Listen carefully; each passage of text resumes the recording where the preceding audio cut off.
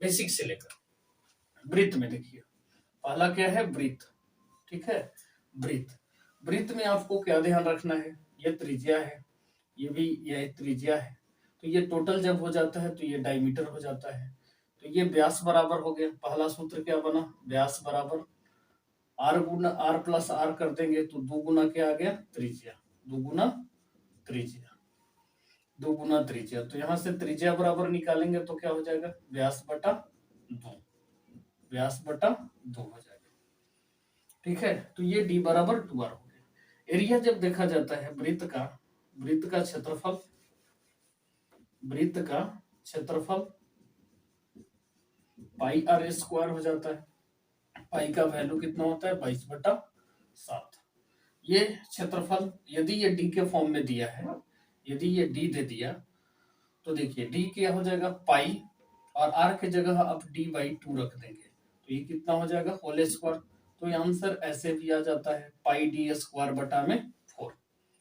तो देखिए formula basis से ये क्षेत्रमिति जो है ना पूरा फॉर्मूला बेसिस से, यदि फॉर्मूला आपको कंठस्थ है, कंप्लीट है, एक वे में मतलब पता चलना चाहिए कि क्यों ऐसे होता है, थोड़ी सी मतलब आपको लेकर के चलना है तो आपको याद करने में काफी मदद मिलेगा। तो आपको ऐसे कर करके याद कीजिए कि r equal to d/2 put कर देंगे तो पाई डी स्क्वायर बाई 4 भी लिखा जा सकता है। तो इसमें हम लोग क्या करेंगे, सिर्फ थ्योरी कर लेंगे तो ऑटोमेटिक आपको क्वेश्चन बनने लगेंगे। तो आपको थ्योरी से ही क्वेश्चन बहुत सारे आ जाते हैं। अब इसके बाद क्षेत्रफल हो गया, क्षेत्रफल के बाद देखिए वृत्त जो है इसके इसको कहते हैं परिमिति। बाहर वाला जो बाहर वाला जो ये एरिया है, बाउंड्री है, उसी को कहते हैं परिमिति या इसको कहते हैं परिधि। क्या कहा जाता है, परिधि। अब ये परिधि होता है 2πr, लेकिन ये इतना खास नहीं है। अब ये खास हो जाता है अर्धवृत्त में। यदि ये अर्धवृत्त हो जाता है तब देखिए इसकी परिधि, ये बाहर वाला ये भी तो बाहर है, तो इसकी जब परिधि निकालते हैं या हम परिमिति कहें तो ये देखिए ये आधा हो गया, 2πr था पूरा का, तो ये πr हो गया, ये r प्लस आर, 2r जोड़ देंगे, r कॉमन कर लेंगे तो पाई प्लस 2 हो जाएगा। तो ये अर्धवृत्त का परिधि हो गया। किसका हो गया, अर्धवृत्त का परिधि हो गया। ये अर्धवृत्त का परिधि हो गया r इंटू पाई प्लस 2, ये हो गया। इसके बाद ये जो हो गया ये थीटा मान लेते हैं बनाता है। तो आप थोड़ा सा विचार कीजिए, यदि ये 360 था, ये 360 था तो एरिया क्या था, पाई आर स्क्वायर। तो ये 360 डिग्री पर क्षेत्रफल क्या होता है, क्षेत्रफल जो होता है, क्षेत्रफल जो होता है वो पाई आर स्क्वायर थीटा होता है। 1 डिग्री पर लेके चलेंगे तो पाई आर स्क्वायर थीटा बटा में 360 डिग्री हो जाएगा, ठीक है। 1 डिग्री पर लेकर चलेंगे ये पाई आर स्क्वायर हो गया, 1 डिग्री पर लेके चलेंगे तो पाई आर स्क्वायर बाई 360, और थीटा पर लेके चले तो पाई आर स्क्वायर थीटा बटा में 360 डिग्री। इसी को कहते हैं त्रिज्य खंड। इसको क्या कहा जाता है, त्रिज्य खंड कहा जाता है। तो त्रिज्य खंड का क्षेत्रफल आपको निकल गया कितना, त्रिज्य खंड का क्षेत्रफल पाई आर स्क्वायर थीटा बटा में 360 डिग्री हो गया। एक यहीं पर चाप की लंबाई आ जाता है, ये चाप की लंबाई है, इसको कहते हैं चाप की लंबाई, ये कहते हैं चाप की लंबाई। ये चाप की लंबाई ये भी थीटा पर है। अब देखिए पूरा 360 था, ये मैंने पूरा 360 डिग्री एंगल था तो इसकी 2πr था, तो 360 डिग्री पर चाप की लंबाई कितना हो गया, चाप की लंबाई कितना हो गया, 2πr हो गया। तो 1 डिग्री पर 2πr बटा में 360, 180 हो गया। तो ये थीटा पर कितना हो गया, पाई आर थीटा बटा में 180 डिग्री। तो चाप की लंबाई कितना हो गया, पाई आर थीटा बटा में 180 डिग्री, ये चाप की लंबाई हो गया, पाई आर थीटा बटा में 180 डिग्री। तो ये हो गया चाप की लंबाई। तो ये हो गया चाप की लंबाई, ये त्रिज्य खंड का क्षेत्रफल पाई आर स्क्वायर थीटा बटा में 360 डिग्री। फिर ठीक है, ये आपको हो गया त्रिज्य खंड का क्षेत्रफल, अर्धवृत्त की परिधि, परिमाप, क्षेत्रफल, व्यास, त्रिज्या, ये सब आपको वृत्त में ध्यान रखना है। एक होता है देखिए सबसे इंपॉर्टेंट, ये इसको बोलते हैं वृत्तखंड, इसको कहा जाता है वृत्तखंड। तो वृत्तखंड का क्षेत्रफल निकालने के लिए इसकी एरिया घटा देते हैं। ये पूरा होता है त्रिज्य खंड, ये पूरा त्रिज्य खंड, और ये वृत्त का क्षेत्रफल होता है 1/2 आर स्क्वायर साइन थीटा, ये क्षेत्रफल होता है। तो जब वृत्त खंड का क्षेत्रफल घटा लेना होगा तो पूरा हो गया त्रिज्य खंड ही, तो इसको घटा देंगे पाई आर स्क्वायर थीटा में से हम 360 में से घटा देंगे 1/2 आर स्क्वायर साइन थीटा, तो ये क्या निकल जाएगा, आर स्क्वायर यहाँ से कॉमन आ जाएगा, तो पाई थीटा बटा में 360 डिग्री माइनस 1/2 साइन थीटा, ये हो गया वृत्तखंड का क्षेत्रफल, ये हो गया वृत्तखंड का क्षेत्रफल। तो वृत्त का इतना पोर्शन था, वृत्त का इतना पोर्शन था, ठीक है, वृत्त का इतना पोर्शन है। वृत्त इंपॉर्टेंट है, वृत्त में और भी इंपॉर्टेंट है, यदि जहां पे आपको निकालना हो कि इतना दूरी तय किया तो चक्रों की संख्या ज्ञात करें, तो चक्रों की संख्या ज्ञात करने के लिए वृत्त में याद रखना है चक्रों की संख्या, चक्रों की संख्या निकालना हो तो कुल दूरी में हम परिधि से क्या कर देते हैं, भाग कर देते हैं, तो निकल जाता है चक्रों की संख्या। जैसे चक्का 2 किलोमीटर तक दूरी तय किया और उसकी त्रिज्या दे देगा, तो वहां पे आप कुल दूरी लगा देना है, थोड़ा अच्छा से लिख देते हैं 6 चक्रों की संख्या, चक्रों की संख्या, चक्रों की संख्या बराबर कुल दूरी बटा में क्या करेंगे, परिधि, कुल दूरी बटा में परिधि निकाल देंगे तो हो जाएगा आपका काम। अब कुछ ये सब बातें हैं, जैसे रिंग हो गया, तो रिंग के लिए ये एरिया निकालना हो तो पूरा बड़ा आर हो गया, ये छोटा आर हो गया, तो ये बड़ा आर में से छोटा आर को घटा देंगे, तो ये हो जाता है रिंग का क्षेत्रफल, ठीक है, ये रिंग का क्षेत्रफल हो गया pi r square minus pi r square. यदि इसकी चौड़ाई निकालना होता है तो चौड़ाई का लिए भी सूत्र है, चौड़ाई यदि निकालना हो तो पाई आर, ये ऐसे लिखेंगे 2 pi into R minus R, तो ये आसानी से निकल जाता है, इसका क्षेत्रफल दे दे परिधि दे दे तो आसानी से निकाल सकते हैं। तो ये चौड़ाई मेनली होता है आर माइनस आर, तो ये जो वाला चौड़ाई है, ये मतलब बड़ा आर में से छोटा आर घटा देंगे तो ये निकल जाता है चौड़ाई, ये चौड़ाई निकल जाएगा, तो चौड़ाई निकालने का हो गया। तो ऐसे आप आसानी से कर सकते हैं वृत्त में। तो इतना समझ में आगे होगा, इसका स्क्रीनशॉट कर लेंगे और एक बार माइंड में सेटअप करने की कोशिश करेंगे। आगे बढ़ते हैं, वृत्त के बाद ये हो गया,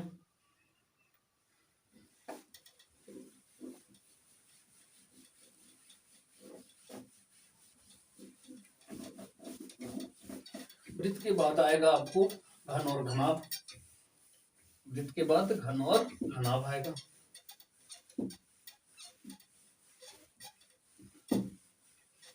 वृत्त के बाद घन और घनाभ में देखेंगे तो आपको घन और घनाभ तो पता है, घन में सभी भुजा आपस में बराबर होते हैं, लेकिन इसमें एल बी एच चलता है, इसमें सिर्फ ए चलता है।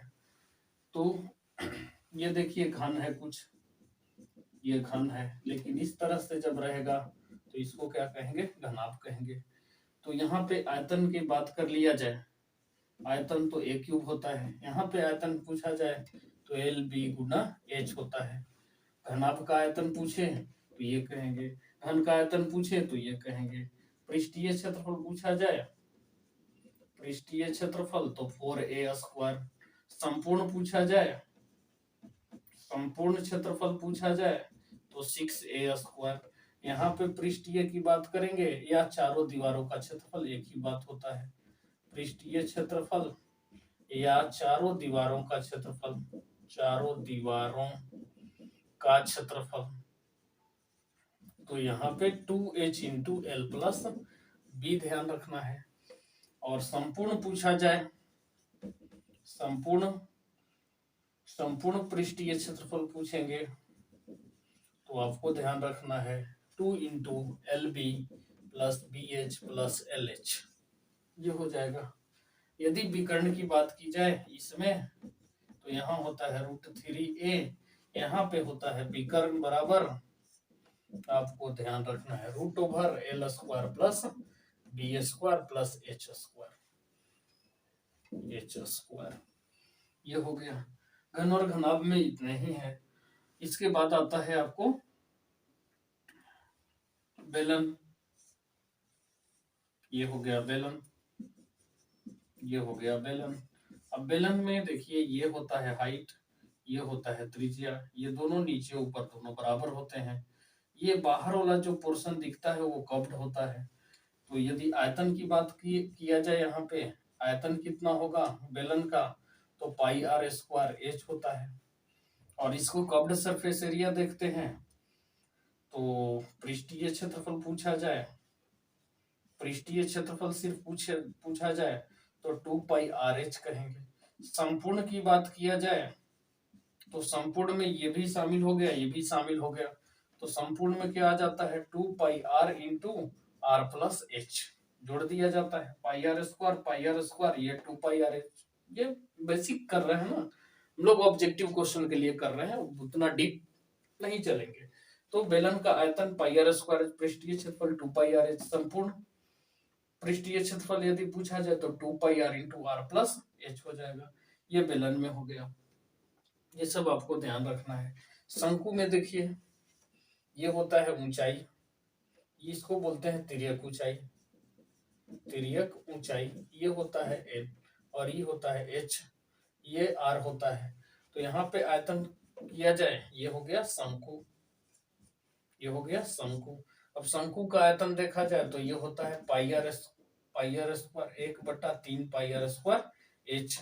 पृष्ठीय क्षेत्रफल की बात की जाए, पृष्ठीय क्षेत्रफल तो ये होता है पाई आर एल, और एल निकालने के लिए क्या करेंगे, ये एल होता है, तो एल स्क्वायर बराबर होता है H square plus R square. यहाँ से जो निकालना हो, एच निकालना हो चाहे आर निकालना हो, आप आसानी से निकाल सकते हैं। संपूर्ण जब पूछा जाएगा, संपूर्ण पृष्ठीय क्षेत्रफल,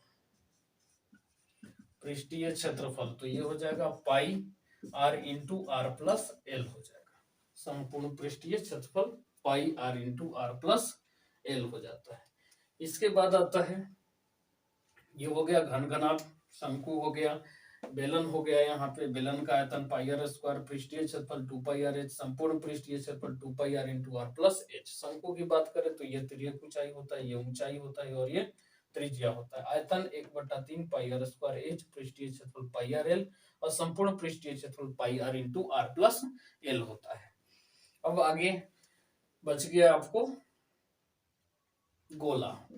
गोला, गोला देखिए तो इस तरह से होता है, गोला है, ये आर होता है, इसमें एच, ये बराबर होते हैं। तो गोला का आयतन जो होता है, आयतन क्या होता है 4/3 पाई आर क्यूब होता है, 4/3 पाई आर क्यूब। यहाँ पे संपूर्ण पृष्ठीय क्षेत्रफल या पृष्ठीय क्षेत्रफल एक ही होता है, संपूर्ण कह दे या पृष्ठीय कह दे आपसे, तो दोनों में 4 पाई आर स्क्वायर ही लेंगे, 4 पाई आर स्क्वायर। ये दो ही चीज है, सब तो सिमट गया। एच बराबर आर याद रखिएगा, ये दोनों बराबर होते हैं। अर्धगोला पर चलेंगे, अर्धगोला तो इस तरह से होगा कुछ, ये अर्धगोला, ये त्रिज्या हो गया, ऊंचाई हो गया, तो यहाँ भी आर बराबर एच होता है, ठीक है। यहाँ पे ये पूरा एच देखा जाए तो ये 2r के बराबर होगा, ये 2r के बराबर होगा गोला में, ध्यान रखिएगा गोला में एच बराबर 2r, लेकिन यहाँ पे आर बराबर एच। यहाँ आयतन देखा जाए तो आयतन होता है 2/3 पाई आर क्यूब। यहाँ पे पृष्ठीय होता है, पृष्ठीय यदि कहा जाए तो 2 पाई आर स्क्वायर होता है। संपूर्ण जब पूछा जाएगा, संपूर्ण तो यहाँ से 3 पाई आर स्क्वायर होता है, 3 पाई आर स्क्वायर होता है, 3 पाई आर स्क्वायर होता है, 3 पाई आर स्क्वायर। तो गोला हो गया, शंकु हो गया, बेलन हो गया, घन हो गया, घनाभ हो गया, वृत्त हो गया, ठीक है। एक बच गया आपको छिन्नक, ठीक है। छिन्नक इधर कर लेंगे, स्क्रीनशॉट कर लेंगे इसका। एक बच गया आपको छिन्नक, छिन्नक का आप देख लीजिए, छिन्नक किसको कहते हैं, कैसे आता है वो, हो गया।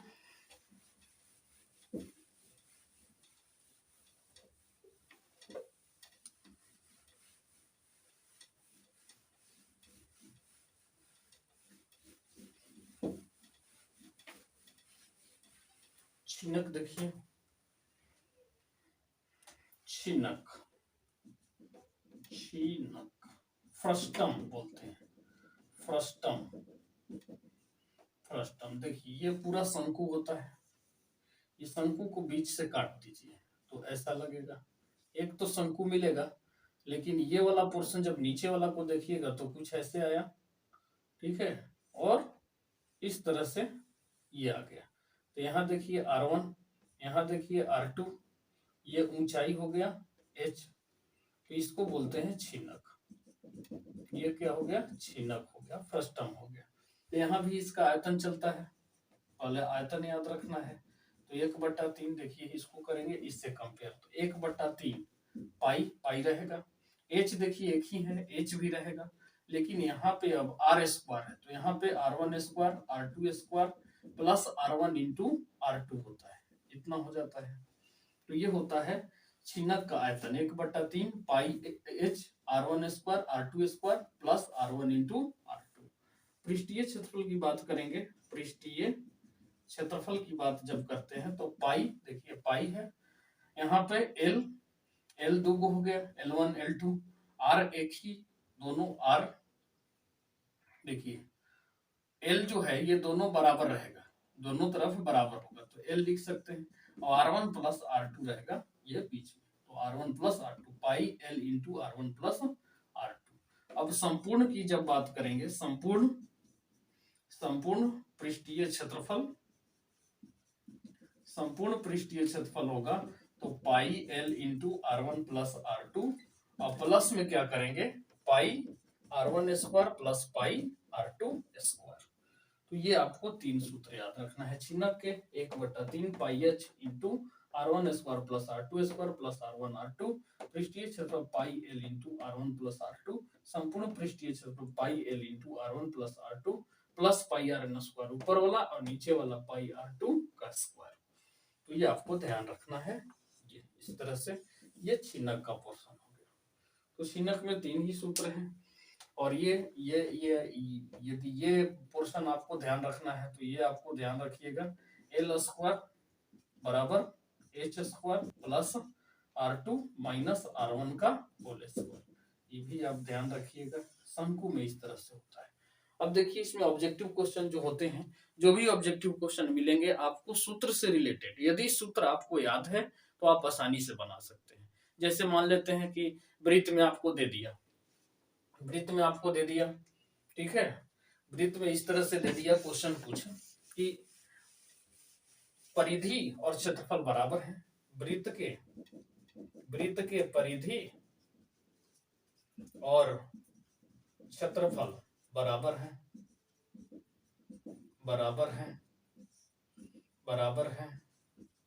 तो R का मान ज्ञात करें। R का मान क्या होगा, तो आपको देखिए परिधि आ रहा है, यहाँ क्षेत्रफल आ रहा है, परिधि होता है 2πr, बराबर कहता है कि बराबर है पाई R² के, तो ये क्या करेंगे, एक R से एक R कैंसिल हो गया, पाई से पाई कैंसिल हो गया, तो यहाँ से देखिए R बराबर कितना आ गया, 2 आ गया, तो परिधि निकल गया। तो क्षेत्र, जब आपको फॉर्मूला याद रहेगा तो ऑटोमेटिक आपको क्या होंगे, ऑब्जेक्टिव क्वेश्चन बनेंगे। अब कहीं दिया रहेगा कि त्रिज्या शंकु में, एक शंकु में त्रिज्या 3 सेंटीमीटर है और ऊंचाई 5 सेंटीमीटर है, तो इसकी आयतन ज्ञात करें या तिर्यक ऊंचाई ज्ञात करें, तो इसके लिए क्या है, आपको फॉर्मूला याद रहना चाहिए। जब तक फॉर्मूला याद नहीं होगा तब तक मेंसुरेशन का ऑब्जेक्टिव क्वेश्चन नहीं बन पाता है। तो आप ये शुरू से एक बार देखेंगे तो आपको सारे जितने भी हैं एक ही शॉट में आपको एकदम मेंसुरेशन का निचोड़ दे चुके हैं। अब इसमें 1-2 बार आप वीडियो देख लेंगे तो आपको यकीन मानिए कि पूरा याद हो जाएगा। मिलते हैं नेक्स्ट वीडियो में, तब तक के लिए गुड बाय, जय हिंद।